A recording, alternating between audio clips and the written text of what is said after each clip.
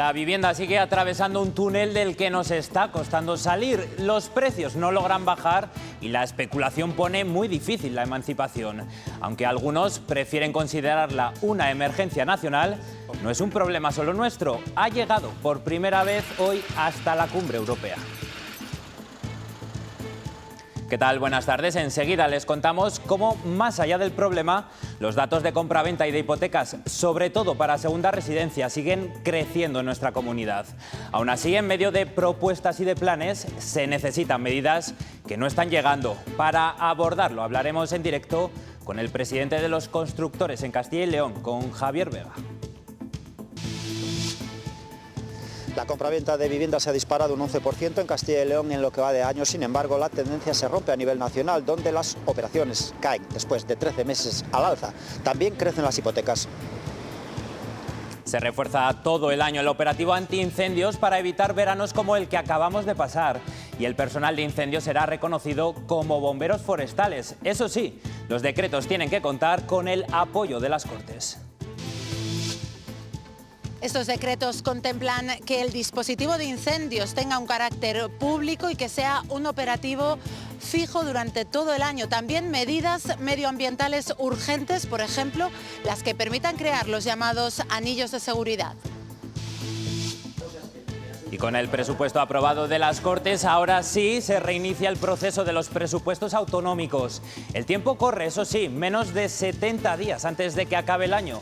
Desde la Junta confían en que hay margen para tramitarlo y que se aprueben las cuentas. Y los acusados del crimen del Tera se han defendido hoy en la Audiencia Provincial de Zamora. Después de escucharles ante el juez, mañana se conocerán las conclusiones. El sector agroalimentario en Castilla y León no para de crecer y ya se sitúa como el segundo más potente de España. Así lo ha destacado el presidente de la Junta en el 30 aniversario de Cascajares. En cuanto al tiempo, el viento huracanado de la borrasca Benjamín cederá el paso a las lluvias que empezarán mañana y nos acompañarán durante todo el fin de semana.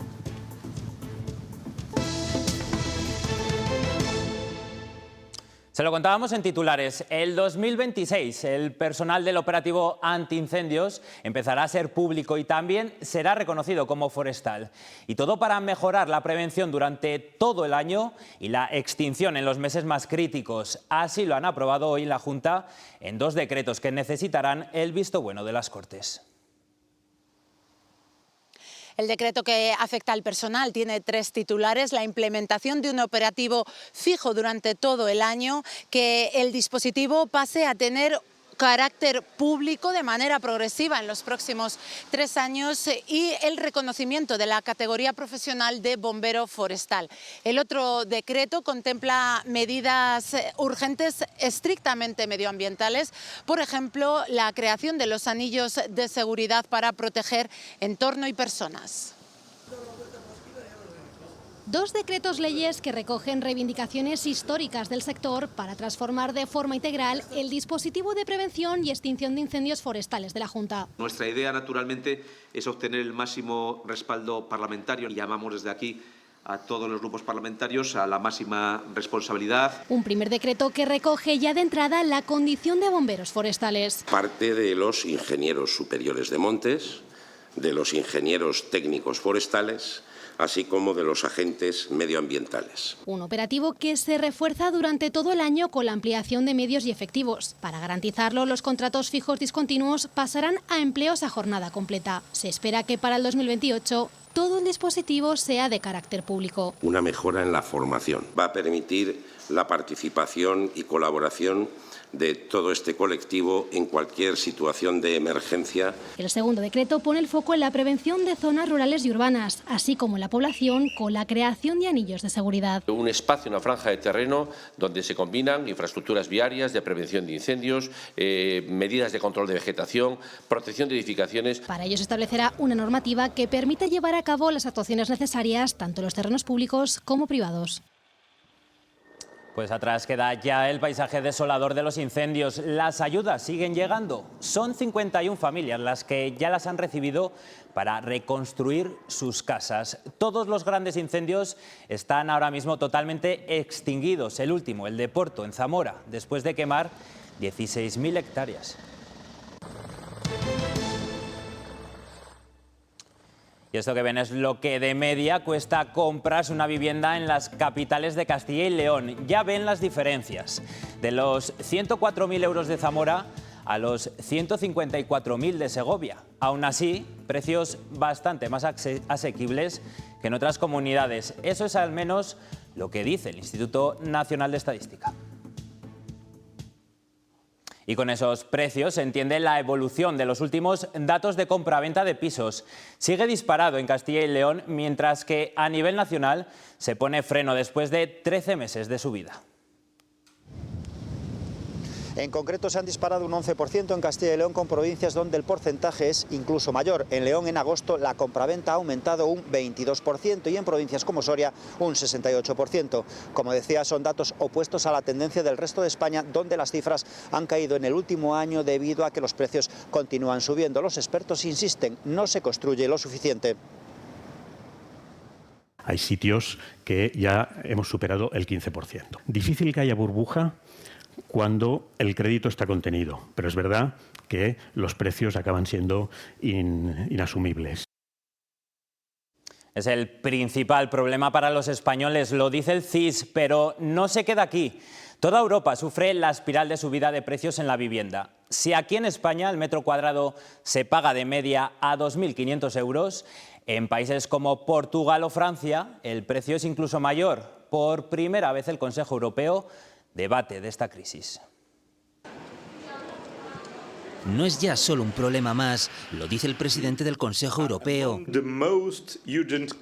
Es una de las preocupaciones más urgentes, así lo asegura, porque acceder a una vivienda se ha convertido en algo casi imposible para buena parte de los ciudadanos comunitarios.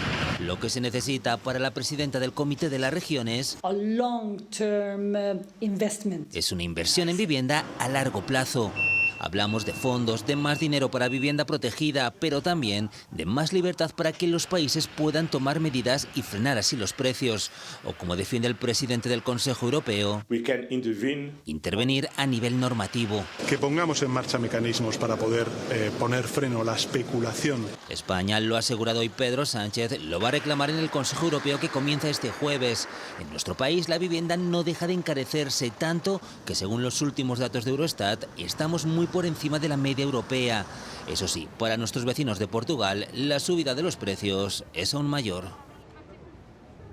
Pues el problema tiene muchas aristas, pero el foco está puesto en la falta de vivienda y ahí el sector de la construcción es uno de los afectados. Para ver su punto de vista, hoy saludamos en directo al presidente de los constructores en Castilla y León, Javier Vega. Buenas tardes y gracias por atendernos. ¿Qué tal? Buenas tardes, un placer. Señor Vega, el problema ya se está estudiando en Europa y entre las propuestas está un fondo para más vivienda protegida. No sé cómo ven esto ustedes y si es la solución que se necesita. Me parece genial, un fondo para vivienda protegida. Lo que pasa es que efectivamente, como decíais al principio, el problema es a ver si tenemos quien haga esas viviendas. Tenemos un problema de empleo claramente en el sector. Y después que los precios, y no he oído a nadie hablar de precios de construcción, entonces los precios de venta no pueden bajar. Lo que no es bueno es que, y entro en otro tema, comparemos Madrid con León, con Soria, con Zamora o con Valladolid. Nada tiene que ver. Yo creo que en Castilla y León no hay especulación, no la puede haber porque el precio de coste es muy superior. Entonces son problemas distintos. No sé si esa solución al final no es tan inmediata y el problema urge. ¿Qué medidas a corto plazo pueden tomar, por ejemplo, las administraciones como la comunidad autónoma? Bueno, pues lo primero es ajustar el precio de la vivienda protegida. En Castilla y León yo creo que se están haciendo viviendas sociales, se están haciendo, pero no vivienda protegida. Tenemos un montón de suelo protegido que no tiene salida. ¿Por qué? Porque el precio de venta no cubre el precio de coste. Entonces no se hace ninguna vivienda protegida. No hay protección para esas viviendas.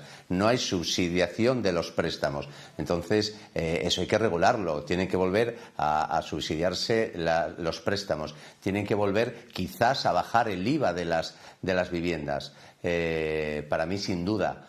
Pero bueno, si no se toman esas medidas, al final el papel lo aguanta todo. Pero son soluciones que se pueden exponer, pero que no se pueden materializar, salvo que cambien mucho las cosas. No sé si con eso quiere decir que no saldría rentable para las empresas. No, la vivienda protegida hoy no sale rentable para las empresas, de hecho no se están haciendo. O sea que la prueba es clara. Vuelvo a decir, en Castilla y León, a pesar de que se ha subido el módulo del precio recientemente, en el último año, sigue sin haber viviendas protegidas. Hay muy poca vivienda protegida porque, vuelvo a repetir, el precio de venta que está limitado de la vivienda protegida no absorbe el precio de coste. Los costes de construcción son tremendos. No hay personal, las materias primas y los materiales han subido de forma brutal y no parece que nadie hable de eso. Y para hacer viviendas hay que pagar los materiales, hay que pagar la mano de obra y hay que tener en cuenta que hay un conjunto de factores que influyen en el tema de la vivienda. También es la vivienda en España, en concreto, es de la más gravada por impuestos de toda Europa, que tampoco lo oigo decir. Señor Vega, y no sé si en el momento en el que vuelva a ser rentable esa construcción, si habría capacidad, tanto a nivel de empresas como de mano de obra, para poder absorber tanta construcción de obra nueva. No, claramente no. Nuestro presidente nacional, Pedro Fernández, ha repetido de forma muy beligerante, por decirlo de alguna manera, que necesitamos pues casi 400.000 personas más dentro de nuestro sector. Y la verdad es que los jóvenes no se acercan a nuestro sector, las mujeres se acercan en determinados puestos y no hemos sido capaces de hacer el sector lo suficientemente atractivo cuando tiene un futuro francamente prometedor. Y no sé si además también afecta que lo que está claro es que a nivel político, pues la construcción está siendo un arma arrojadiza, la vivienda está siendo un arma arrojadiza muy potente, con propuestas que no llegan, diferentes planes. No sé si qué les parece a ustedes estar en medio de todo ese debate político. Bueno, pues a mí no me parece muy lógico. La vivienda realmente es uno de los problemas más serios que hay en este país. Creo que la legislación tiene que adaptarse a la realidad social.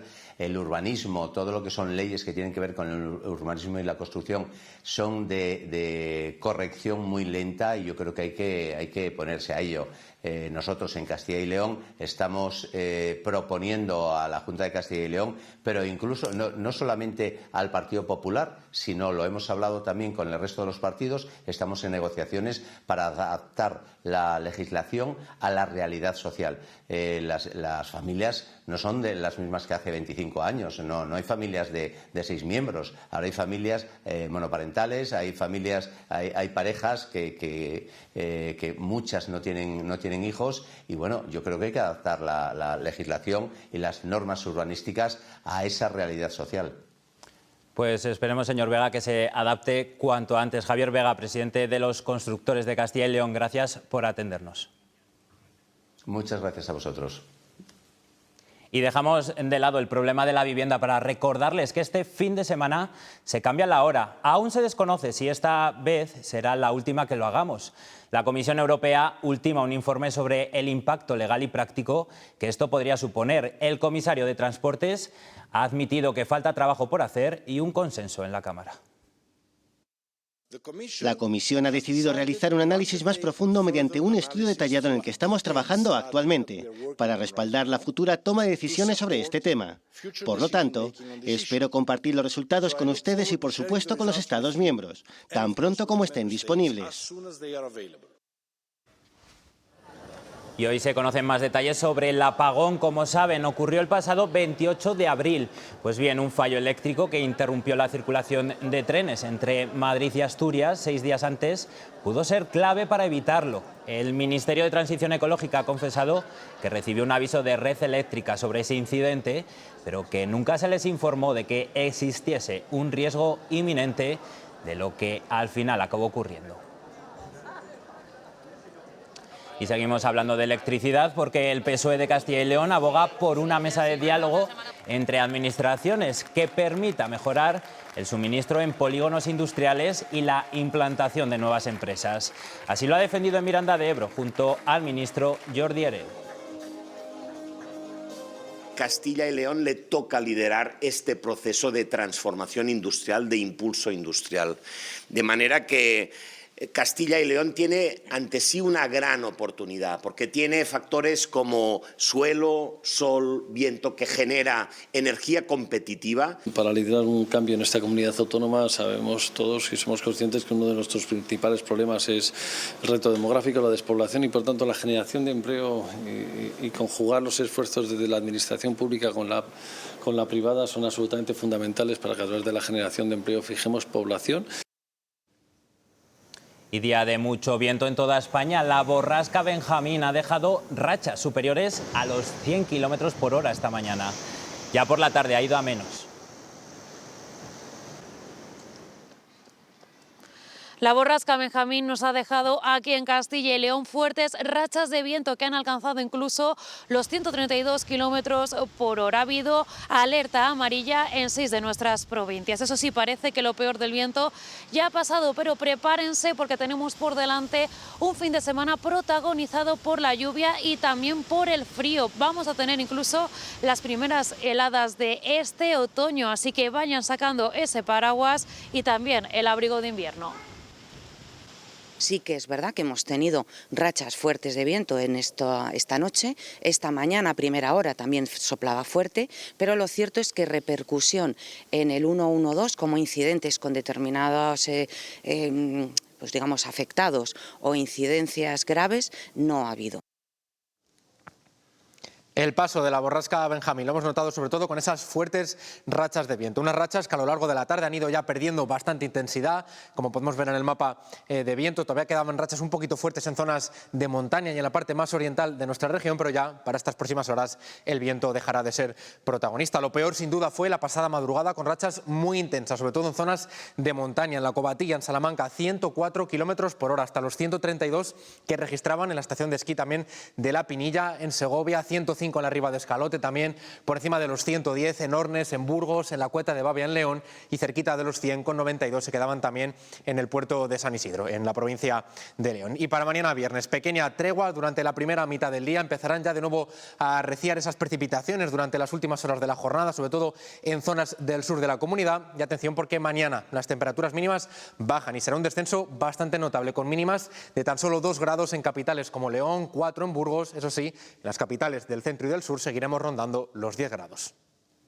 Gracias, Sergio. En lo que va de año, 91 personas han fallecido en nuestras carreteras. Son menos que en el mismo periodo del año pasado, pero hay que seguir trabajando para reducirlo aún más. Y para eso es fundamental trabajar en el propio vehículo. Hoy en Ávila han hecho pruebas de choque, lo que se conoce como crash test, y sus resultados ayudarán a salvar vidas.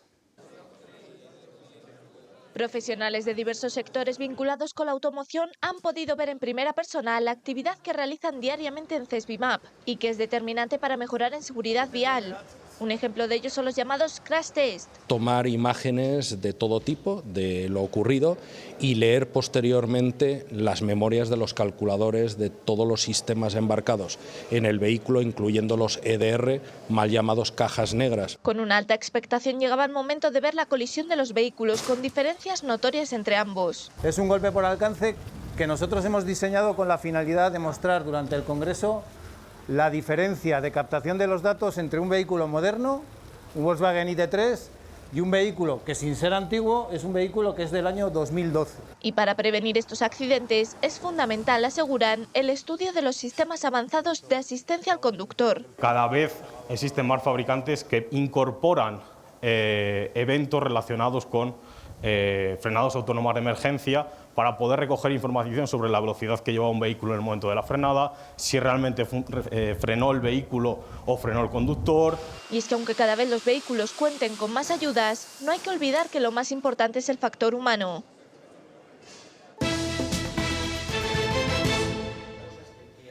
Ahora sí, ya las Cortes han aprobado sus propios presupuestos una semana después de que no se pusieran de acuerdo.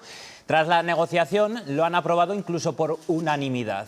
Un texto que remitirán cuanto antes a la Junta para empezar a tramitar unos presupuestos a contrarreloj. La letrada ya está trabajando en los servicios jurídicos para elaborar ese calendario de las sesiones que tiene que haber, las comisiones, las comparecencias que tiene que haber.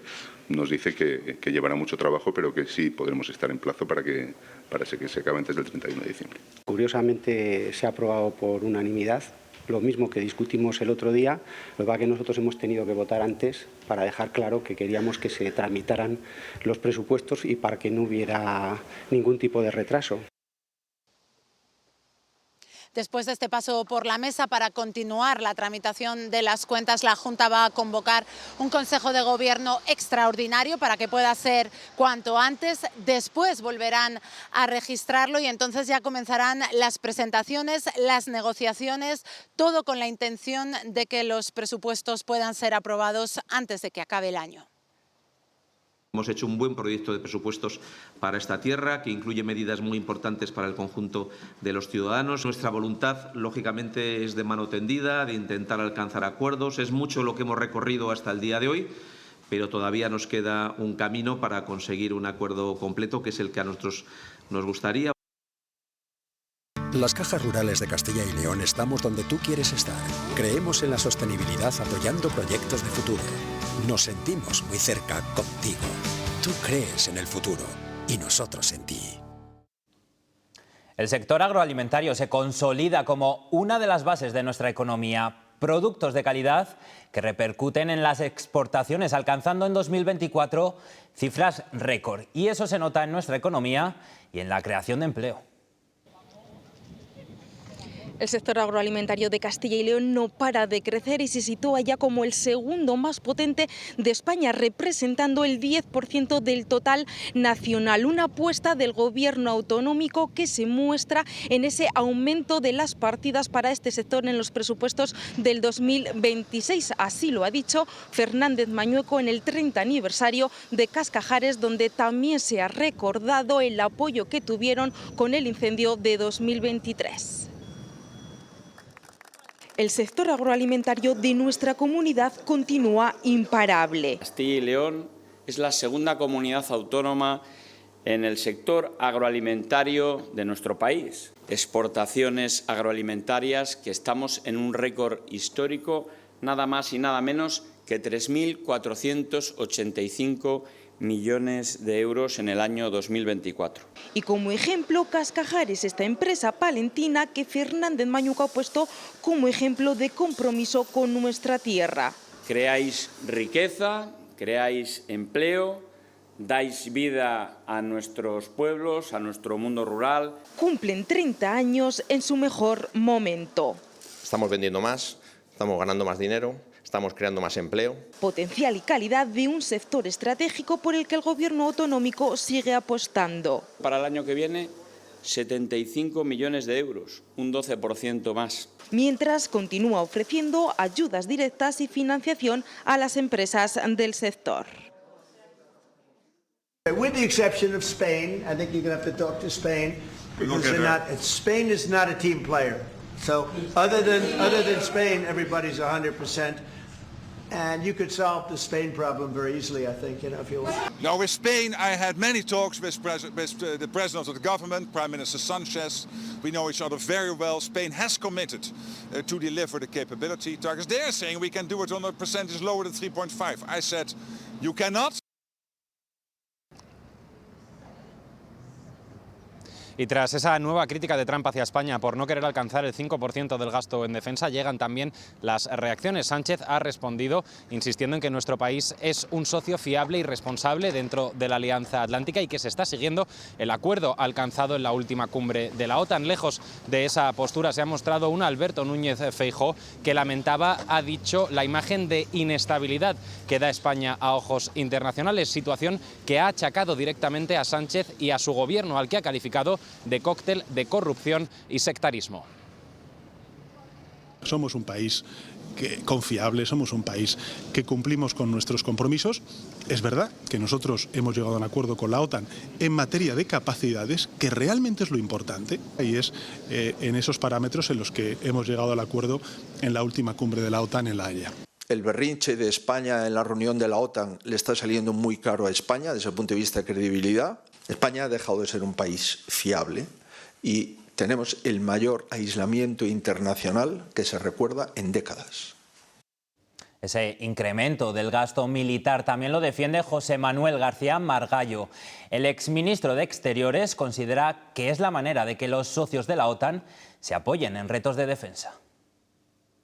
Si queremos defendernos de los nuestros y que ellos nos echen una mano, pero no que nos echen una mano, no que suban toda la defensa, pues tenemos que poner dinerito, y esa es la historia. Estamos en una situación gravísima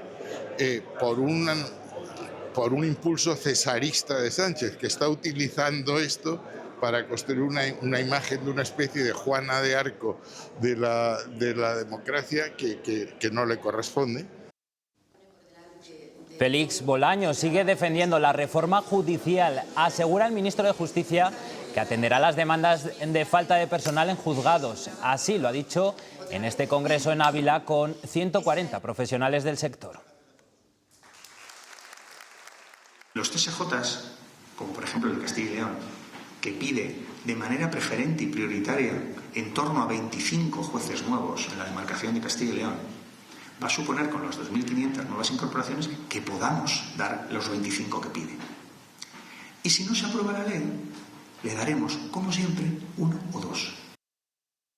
Cuarto día del juicio sobre el asesinato del hombre portugués cuyo cadáver fue encontrado a finales de diciembre de 2019 en el lago de Sanabria. Después de la declaración del funcionario de prisiones y las transcripciones de las escuchas telefónicas, ha sido el turno para los 3 acusados del asesinato.